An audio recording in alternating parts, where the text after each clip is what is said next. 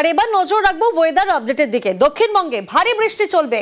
আজ কাল ভারী থেকে অতি ভারী বৃষ্টির পূর্বাভাস রয়েছে। ভারী বৃষ্টি দক্ষিণ চব্বিশ পরগনা, হাওড়া এবং হুগলিতে ভারী বৃষ্টি রয়েছে বিভিন্ন জেলায়। কলকাতা সহ বাকি জেলায় হালকা থেকে মাঝারি বৃষ্টি।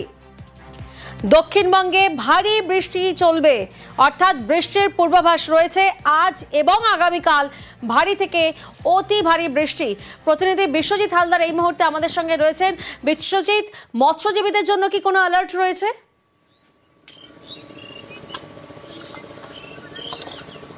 হ্যাঁ দেখো, মৎস্যজীবীদের জন্য কিন্তু আজ পর্যন্ত আজ অর্থাৎ 29 তারিখ পর্যন্ত তাদেরকে সমুদ্রে যাওয়া থেকে বিরতি থাকার কথা বলা হয়েছে এবং তারা যেটা জানাচ্ছেন আজ পর্যন্ত কিন্তু সমুদ্র উত্তাল থাকবে এবং নতুন করে নির্দেশ না আসা পর্যন্ত কিন্তু তাদেরকে সমুদ্রে যাওয়া থেকে কিন্তু তাদেরকে উপকূলে থাকতে বলা হয়েছে। তার পাশাপাশি গতকাল বিকাল থেকে একেবারে যে নিম্নচাপ বঙ্গোপসাগরে তার জেরে কিন্তু কাকদ্বীপ সহ এই সমস্ত উপকূলীয় এলাকায় একেবারে দফায় দফায় ভারী বৃষ্টি হয়েছে। আজকে সকাল পর্যন্ত বৃষ্টি হয়েছে। এই মুহূর্তে হালকা ঝিরিঝিরি বৃষ্টি হচ্ছে, কিন্তু একটা আরও বেলা গড়ালে কিন্তু এখন আকাশ একদম কালো করে রয়েছে এবং আরও বৃষ্টি হওয়ার সম্ভাবনা রয়েছে।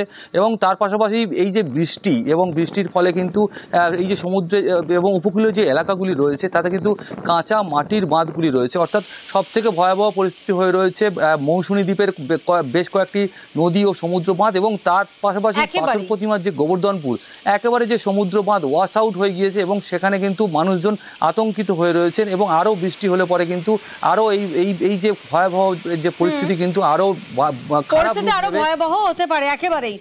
পাশাপাশি আমরা নজর রাখবো উত্তরবঙ্গের দিকে।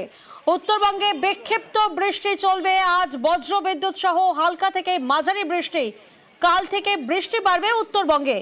মালদা, 2 দিনাজপুরে ভারী বৃষ্টির সতর্কতা রয়েছে। ভারী বৃষ্টির সতর্কতা রয়েছে আলিপুরদুয়ার এবং কোচবিহারে।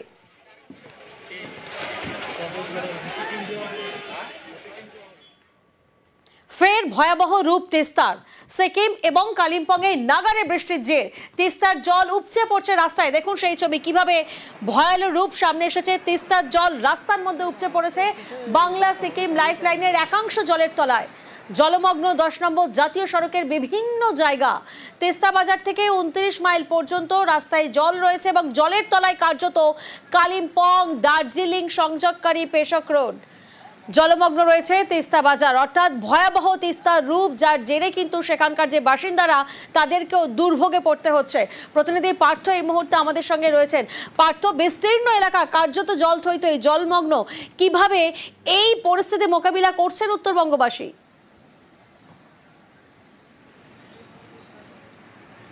একেবারেই তাই। একদিকে যেমন নর্থ সিকিমের প্রবল বৃষ্টি চলছে গতকাল সন্ধ্যে থেকে, তেমনি কালিম্পং পাহাড়ও কিন্তু প্রবল বৃষ্টি হচ্ছে, দার্জিলিং পাহাড়ও বৃষ্টি হচ্ছে। আর তার জেরে আবারও নতুন করে ফুলে ফেঁপে উঠেছে কিন্তু এই খরস্রোতা। তিস্তা ভয়াল রূপ নিয়েছে। তিস্তা এবং তিস্তা বাজার সংলগ্ন এলাকায় জলবন্দী হয়ে পড়েছে। কালিম্পং এবং দার্জিলিংয়ের সংযোগকারী যে পেশক রোড হয়ে লামারহাটা ঘুমজোড় বাংলো ওঠার রাস্তা, সেই রাস্তাও কিন্তু জলের তলায়। শুধু দার্জিলিং এবং কালিম্পংয়ের সংযোগকারী রাজ্য সড়কই নয়, 10 নম্বর জাতীয় সড়ক অর্থাৎ বাংলা সিকিম লাইফ লাইন, সেখানেও কিন্তু বিস্তীর্ণ জায়গায় আমরা দেখছি জল থই অবস্থা, অর্থাৎ তিস্তার জল উপচে পড়েছে জাতীয় সড়কের ওপর। জল বইছে জাতীয় সড়কের ওপর দিয়ে একবারে তিস্তা বাজার থেকে 29 মাইল পর্যন্ত এলাকা স্বাভাবিকভাবেই 10 নম্বর জাতীয় সড়ককে সম্পূর্ণভাবে বন্ধ করে দেওয়া হয়েছে। অর্থাৎ বাংলা এবং সিকিমের যে সংযোগ করে 10 নম্বর জাতীয় সম্পূর্ণভাবে বন্ধ, লাইফ লাইন বন্ধ, ঘুরপথে চলছে যান চলাচল। স্বাভাবিকভাবে চরম দুর্ভোগে পড়তে হচ্ছে স্থানীয় বাসিন্দা থেকে পর্যটকদের, যারা নিত্যযাত্রী তাদেরকেও দুর্ভোগে পড়তে হচ্ছে। ঘুরপথে অনেকটা ঘুরপথে কিন্তু তাদের এই কালিম্পং এবং শিলিগুড়ি, সিকিম এবং শিলিগুড়ি সড়ক যোগাযোগ চলছে। বৃষ্টি যদি না কমে তাহলে কিন্তু পরিস্থিতি স্বাভাবিক হওয়ার সম্ভাবনা আপাতত নেই। স্বাভাবিকভাবে কালিম্পং জেলা প্রশাসন তিস্তা পাড়ের বাসিন্দাদের সতর্ক থাকার জন্য এবং নিরাপদ জায়গা সরে আসার জন্য কিন্তু ইতিমধ্যে নির্দেশিকা জারি করেছে এবং সেই মতোই আজ ভোর রাত্রেই কিন্তু মাইকিং তিস্তা পাড়ে। বেশ।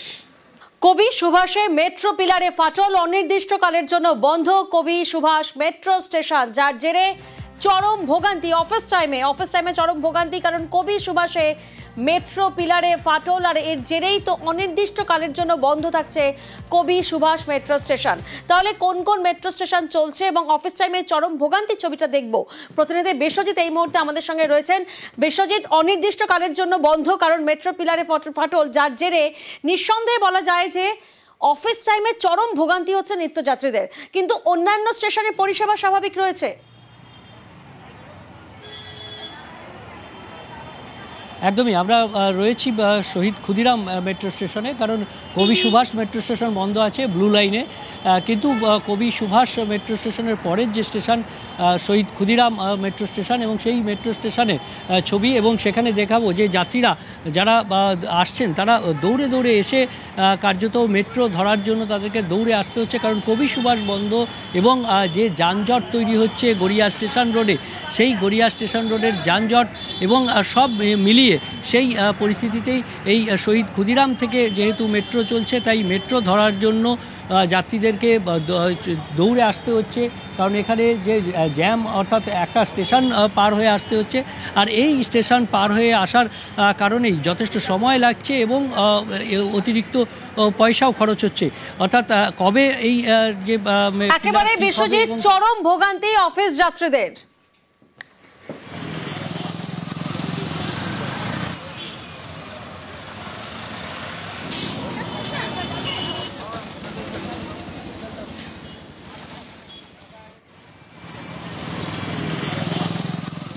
রাজ্যের ওবিসি তালিকা নিয়ে হাইকোর্টের নির্দেশে স্থগিতাদেশ। হাইকোর্টের নির্দেশ আপাতত স্থগিত করে দিল সুপ্রিম কোর্ট। ফলে বাধা রইল না নিয়োগ এবং পড়ুয়া ভর্তিতে।